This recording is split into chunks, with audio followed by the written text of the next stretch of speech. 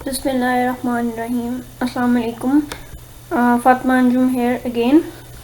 आज की इस ट्यूटोरियल में हम सिमुलेट करेंगे कंप्रेसर को, और एडिशनली मैं आपको एक और चीज़ सिखाऊंगी कि एक हाइपोथेटिकल कंपोनेंट को किस तरीके से ऐड किया जाता है। इसको मैंने इसी सिमुलेशन के अंदर इंटीग्रेट किया है। तो हम अपनी सिमुलेशन स्टार्ट करते हैं। उसके लिए सबसे पहले प्रॉब्लम स्टेटमेंट। हमारे पास एक मिक्सचर है नेचुरल गैसेस का, जिसमें C1, C2, C3, IC4, NC4, IC5, NC5, NC6 और C7 प्लस कॉम्पोनेंट्स हैं। बाकी सब कॉम्पोनेंट्स तो आपको भी पता है, S1 को भी पता है, लेकिन C7 प्लस एक हाइपोथेटिकल कॉम्पोनेंट है। ये नॉर्मल हेप्टेन नहीं है, ये एक हाइपोथेटिकल कॉम्पोनेंट है। ये स्ट्रीम एंटर होगी 100 डिग्री पे और 1 बार पे कंप्रेसर में, जिसकी एफिशिएंसी 30% है, और फ्लो रेट होगा स्ट्रीम का 100 kg मोल पर आवर, और आउटपुट प्रेशर कंप्रेसर का 5 बार होगा। पेंग-रॉबिन्सन इक्वेशन है। तो सबसे पहले हम लोग अपनी सिमुलेशन स्टार्ट करते हैं। जैसे आपको पता है कि कंपोनेंट्स ऐड करने हैं, तो हम सबसे पहले यही करेंगे, कंपोनेंट्स ऐड करेंगे। मीथेन है, C1, C2, C3, just double click करेंगे और वो ऐड होता जाएगा। IC4, NC4, IC5, NC5 और NC6। अब C7 प्लस हमने ऐड करना है। उसके लिए हम क्या करेंगे, ये जो प्योर कंपोनेंट्स हैं यहाँ पे सिलेक्शन में लिखा हुआ है, यहाँ पे हम हाइपोथेटिकल करेंगे, और फिर ये जो मेथड है इसमें हम क्रिएट अ बैच ऑफ हाइपोज लिखा हुआ है, यहाँ पे हम सिलेक्ट करेंगे क्रिएट एंड एडिट हाइपोज। अब हाइपोथेटिकल एक ऐसा कंपोनेंट है जो कि या तो उसकी डेटाबेस में नहीं है, या एक न्यू कंपोनेंट है, कुछ भी हो सकता है। इस कंपोनेंट में अगर हम सिर्फ नॉर्मल बॉइलिंग पॉइंट स्पेसिफाई कर दें तो बाकी सारी प्रॉपर्टीज S1 खुद ही कैलकुलेट कर लेता है। तो हम क्या करेंगे, यहाँ से हम न्यू हाइपो को प्रेस करेंगे। एक हाइपोथेटिकल कंपोनेंट क्रिएट हो गया है। इसका नेम हम अपनी मर्ज़ी से C7 प्लस रख लेते हैं। C7 plus. इसका नॉर्मल बॉइलिंग पॉइंट जो है हम लोग अपनी तरफ से कर देते हैं। जिस ट्यूटोरियल से मैंने ये प्रॉब्लम ली है उसने नॉर्मल बॉइलिंग पॉइंट स्पेसिफाई किया है 110 डिग्री सेंटीग्रेड। तो हम भी यही यूज़ करते हैं। इसको क्लिक करें और ऐड करें। अब बाकी की प्रॉपर्टीज़ के लिए हम यहाँ पे एस्टिमेट अननोन का बटन है, इसको क्लिक करेंगे तो बाकी सारी प्रॉपर्टीज़ आप देख सकते हैं, उसकी कैलकुलेट हो S1 ने खुद ही करनी है। अब ये कंपोनेंट हम लोग अपनी लिस्ट में ऐड कर लेते हैं। तो आप देख सकते हैं कि हमारी कंपोनेंट की लिस्ट जो है वो तैयार हो गई है। अब हमने फ्लूइड पैकेज सेलेक्ट करना है, जिसके लिए हमारे पास ऑलरेडी हम लोगों को स्पेसिफाई है पेंग-रॉबिन्सन ही हम सेलेक्ट करेंगे, जो कि हमारी प्रॉब्लम स्टेटमेंट में गिवन है। तो ये दोनों काम हो गए। अब हम सिमुलेशन की तरफ चलते हैं। उसी तरह सबसे पहला काम स्ट्रीम स्पेसिफाई करना। तो ये हमारी स्ट्रीम है, जिसको उन्होंने स्ट्रीम 1 नेम किया है। हम इसका नाम चेंज करके नेचुरल गैस भी कर सकते हैं। अब हमारी प्रॉब्लम स्टेटमेंट के अंदर हम देख सकते हैं, एक सेकेंड, इसने स्पेसिफाई किया है 100 degree centigrade and 1 bar pressure. तो हम स्पेसिफाई कर देते हैं टेम्परेचर 100 डिग्री, प्रेशर 1 बार, और molar flow rate is 100 kg पर मोल। हम लोग कंडीशन स्पेसिफाई कर चुके हैं।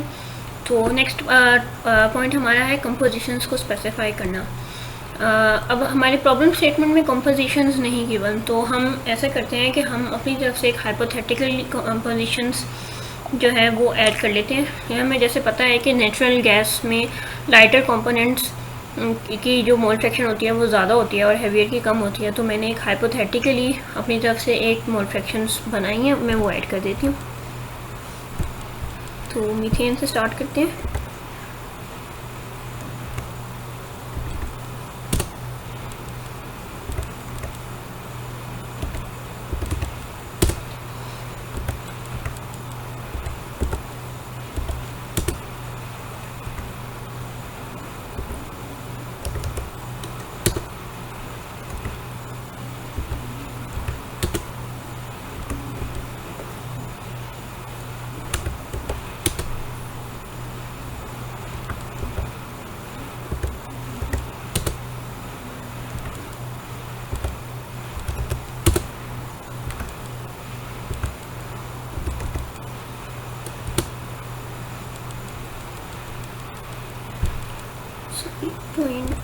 .042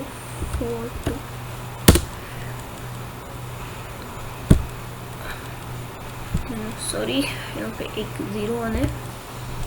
ओके, एंटर करेंगे तो हमारी पोजीशन स्पेसिफाई हो चुकी है। आप देख रहे हैं कि ये स्ट्रीम ओके हो गई है। नेक्स्ट स्टेप हमारे पास ये है कि हम लोगों ने अपनी सिमुलेशन के अंदर कंप्रेसर ऐड करना है। पैलेट में से हम कंप्रेसर को सिलेक्ट करेंगे। आप देख सकते हैं कि ये कंप्रेसर का सिंबल बना हुआ है, इसको हम क्लिक करेंगे और वाइट स्पेस पे कहीं पे भी जब दोबारा क्लिक करेंगे तो हमारा कंप्रेसर ऐड हो चुका है। अब हम कंप्रेसर को डबल क्लिक करेंगे तो ये कंप्रेसर की विंडो खुल चुकी है। इसके अंदर हमें पता है कि हमारी जो इनलेट स्ट्रीम है वो नेचुरल गैस की स्ट्रीम है, जो कि स्ट्रीम नंबर 1 हम लोगों ने ऐड की थी, वो कनेक्ट हो चुकी है। आउटलेट पे हमारे पास एक स्ट्रीम होगी, हम उसको आउटलेट का नाम दे देते हैं, कोई भी नाम दे दें, जैसे कि मैंने पिछले ट्यूटोरियल में बताया था कि जस्ट यहाँ नेम करने से भी स्ट्रीम ऐड हो जाती है। ठीक, थर्डली हम लोगों को कंप्रेसर, क्योंकि एक एनर्जी ड्राइवन कंपोनेंट है तो उसमें भी हम लोगों को एनर्जी स्ट्रीम भी देनी होगी जो कंप्रेसर का वर्क है, तो हम यहाँ पे कंप्रेसर का वर्क ऐड कर देते हैं। अब अगेन हमारे पास कंप्रेसर को कम्प्लीटली स्पेसिफाई करने के लिए या तो स्ट्रीम आउटलेट का डिस्चार्ज, आउटलेट का प्रेशर जो कि डिस्चार्ज प्रेशर है वो नोन होना चाहिए, या हमें कंप्रेसर की ड्यूटी नोन होनी चाहिए। तो उसके लिए हम वर्कशीट में जाएंगे और आउटलेट पे जो प्रेशर हमें गिवन है 5 बार, उसको हम स्पेसिफाई कर देंगे। अब ये देख सकते हैं कि इसको स्पेसिफाई करते ही बाकी सारी चीज़ें स्पेसिफाई हो चुकी हैं। अब एक चीज़ हम लोगों को और ऐड करनी है, वो है कंप्रेसर की एफिशिएंसी, जो कि हम लोगों को स्पेसिफाई की गई है हम लोगों की प्रॉब्लम स्टेटमेंट में। और वो एफिशिएंसी हमारे पास एडियाबैटिक एफिशिएंसी जो है वो 30 स्पेसिफाई की गई है, 30%। अब एफिशिएंसी ऐड करते ही हमारा जो ये कंप्रेसर है ये कम्प्लीटली सारी स्पेसिफिकेशन आ गई हैं और ये कम्प्लीटली अब सिमुलेट हो चुका है। अब हम लोग इसमें से हम कंप्रेसर की ड्यूटी, उसकी सारी अब देख सकते हैं कि डेल्टा पी आ चुका है हमारे पास, प्रेशर रेशो आ चुकी है। अब ये कंप्रेसर सेंट्रीफ्यूगल है या रेसिप्रोकल नहीं, हम लोगों ने ऑलरेडी, मतलब यहाँ से हम स्पेसिफाई कर सकते हैं, हम लोगों ने बाय डिफ़ॉल्ट सेंट्रीफ्यूगल ही लिया है।